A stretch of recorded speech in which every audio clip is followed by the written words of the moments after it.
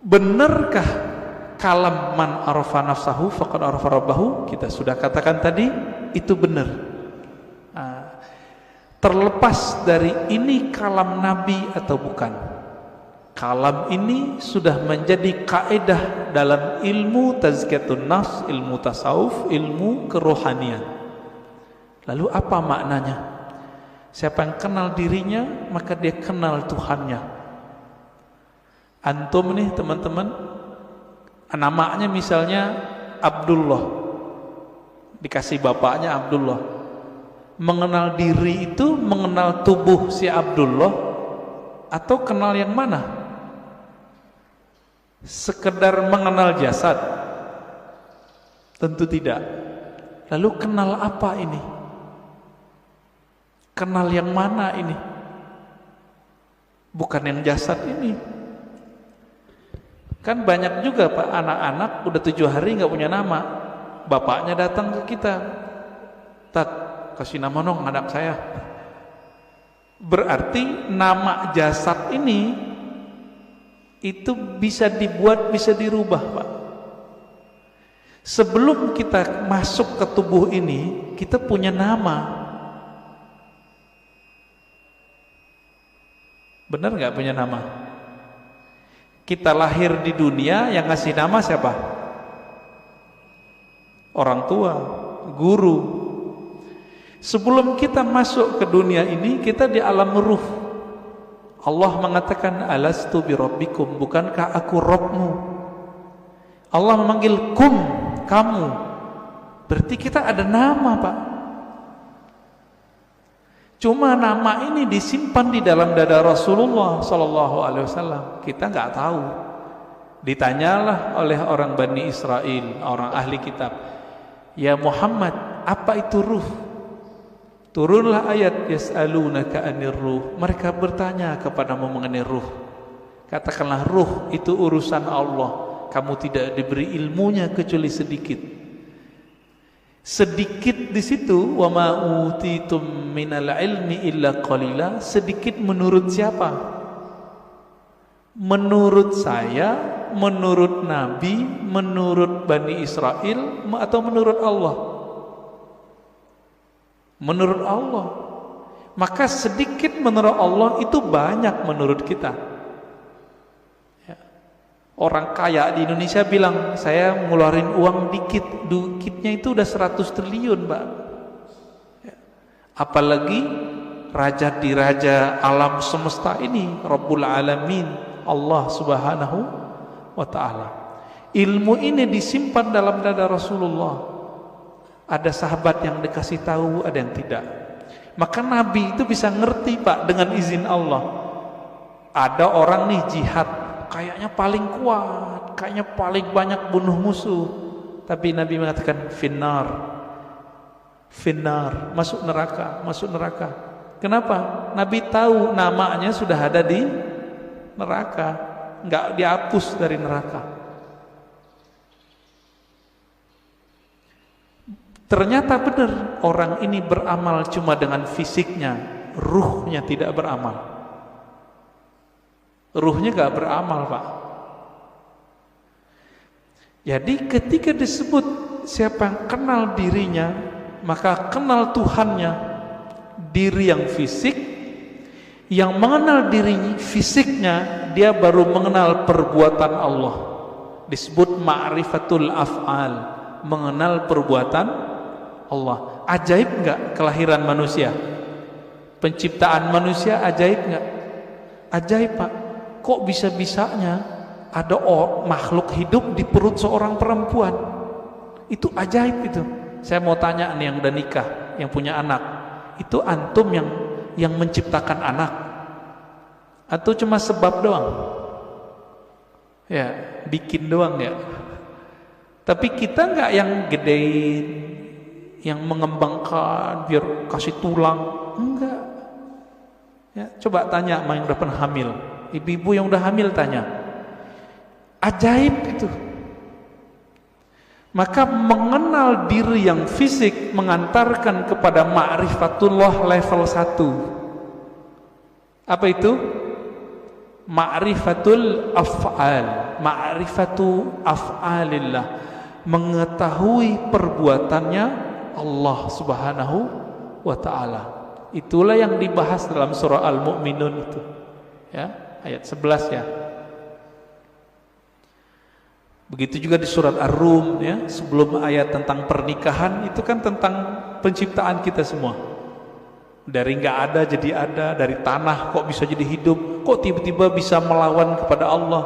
Itu dia, namanya ma'rifatu fi'lillah. Jadi kalau ada ahli biologi, ahli ilmu-ilmu eksak tidak mengenal Allah lewat ini, lewat dia, berarti dia tersesat. Gak mengenal Allah. Itu satu. Diri yang fisik. Nah, kita punya diri yang disebut dengan nafs tadi. Jadi nafs itu sendiri artinya ada nafs fisik, ada nafs jiwa. Orang kita nyebutnya sukma, perasaan. Nah, itu masuk di situ. Yang bilang saya emosi, nah itu dia. Saya jatuh cinta, ada itu. Seneng, sedih, itu masuk ke si nafs ini. Yang nafsunya besar, yang nafsunya kecil, penakut, pemberani, itu si nafs. Nah, punya enggak nih? Punya ya? Punya kita. Inilah yang dikatakan di Quran, wa man nahan nafsa anil hawa fa innal jannata hiyal ma'wa. Yang mampu menahan, mengendalikan nafs jiwanya, maka dia dapat surga. Nah, ini ma'rifat apa nih? Ini masih sama, ma'rifatu fi'lillah, perbuatan Allah. Cuma perbuatannya yang tidak tampak secara fisik. Jadi perbuatan Allah ini kan ada yang tampak secara fisik, ada yang tidak tampak. Ini masih sama. Ilmu untuk memahami ini disebutlah ilmu tazkiyatun nafs. Jadi tazkiyatun nafs itu baru cabang dikit dari tasawuf. Karena orang alergi dengan ilmu tasawuf, nggak mau mereka nyebut istilah tasawuf. Takut ditinggal jamaah. Kalau ustadz udah takut sama jamaahnya, terus jamaah takut sama siapa dong? Ya. Kalau si ustadz udah bergantung kolbunya kepada jamaah, lalu jamaah bergantung kolbunya sama siapa? Jadi kalau ada di antara antum yang ustadz, dai, jangan dai ngikutin murid, jangan guru ngikutin selera murid, murid yang ngikutin guru. Gitu seharusnya. Kalau enggak, itulah yang Nabi lakukan. Nabi enggak diikuti oleh ahlu Mekah, maka beliau berhijrah. Hijrah beliau menjaga idealisme seorang guru. Nah, ini perlu, Pak. Itu diperlukan ma'rifat yang ketiga, mengenal diri yang qalbiyah, diri kolbu. Yang mengenal diri kolbu, nah, kolbu kita, nah di kolbu ini kalau nafsnya rusak, dia ngefek ke kolbu. Nafsnya nih punya karakter bengis, kolbunya hitam. Nafsnya suka bangkang, kolbunya hitam, meradang dia, Pak. Kalau kita meradang mulut, Saryawan bisa menikmati makanan enggak? Enggak bisa. Makanannya kolbu adalah zikrullah, baca Quran, sholawat. Kalau sudah meradang itu kolbu, dibawa sholat enggak enak. Dibaca Quran pun kita mikir, enaknya apa ya baca Quran?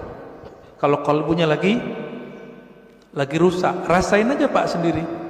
Zikir, katanya zikir menenangkan jiwa, kok nggak tenang-tenang, malah tambah bingung, malah tambah syak.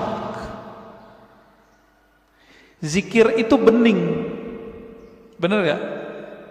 Zikir bening, Pak. Kolbu itu wadahnya zikir, sehingga nanti dia bisa menyantap. Wadahnya lagi kotor, bersihin dulu, diobati dulu, baru dia bisa menikmati. Masalahnya sudah bertahun-tahun nih kolbunya berkarat, bener gak? Nah, bersihinnya pakai apa Pak? Itu yang disebut taubat nasuha. Taubat nasuha itu beda dengan misalnya nih gelas habis dipakai, airnya air putih, cukup dikasih keran bersih, air keran, nggak usah digosok. Tapi kalau ini pakai minyak, ada minyak lengket di situ, harus digosok nggak? Nah, ini yang disebut taubat nasuha. Jadi taubat nasuha itu menggosok kalbu kita supaya bersih dengan pengakuan dosa kepada Allah. Nah, di dalam ajaran Islam nggak ada pengakuan dosa ke ustadz, nggak ada, ke pendeta nggak ada Pak, ke guru nggak ada, ngaku kepada Allah. Semua kita kan punya dosa nih, bener Pak? Ada yang nggak punya dosa? Saya cium tangannya Pak. Makanya kita dianjurkan cium tangan anak kecil. Makanya Bapak nggak boleh marahin anak kecil atau ngusir anak kecil dari masjid. Terganggulah. Kenapa? Nabi lagi khutbah Jumat, Hasan Husain datang, turun, diambil, digendong. Lagi sholat, naik ke punggung Nabi, ikut sholat. Keberisikan iya, tapi sekali kita usir dia, nanti anak tuh mikir masjid itu tempat orang-orang galak ya gitu. Benci nanti dia ke masjid Pak. Nah, yang benar diatur. Orang tuanya juga harus perhatian. Nah, Bapak Saudara makan Allah, jika kita sudah sampai mengenal diri si kolbu itu cuma mau satu, asma Allah. Asma Allah ada di Quran, ya, ada di sholawat, ada di zikir. Intinya zikirlah. Semakin banyak kita mengenal nama Allah, semakin banyak makrifat di dalam kalbu. Maka di sini wajib ada kajian Asmaul Husna Pak. Udah ada belum? Harus ada Pak di sini. Ntar mati bawa apa? Mati bawa apa ntar? Bawa asma Allah. Jangan bawa nama bapak kita, nggak kepake. Bapak gue kiai, nggak kepake Pak. Saya Ustadz Haji, yang kan nggak dipakai. Habib pun nggak laku Pak dikubur. Bapak ini keturunan Rasulullah, nggak laku dikubur kalau nggak bawa ma'rifat. Malah diragukan, masa keturunan Rasulullah begini, kata malaikat ya. Kalau nanti Rasulullah bawa syafaat mungkin, tapi kan malaikat mungkar nakir ini seperti orang yang jaga depan kantor Pak. Dia nggak mau tahu, yang lewat dia periksa, bener gak?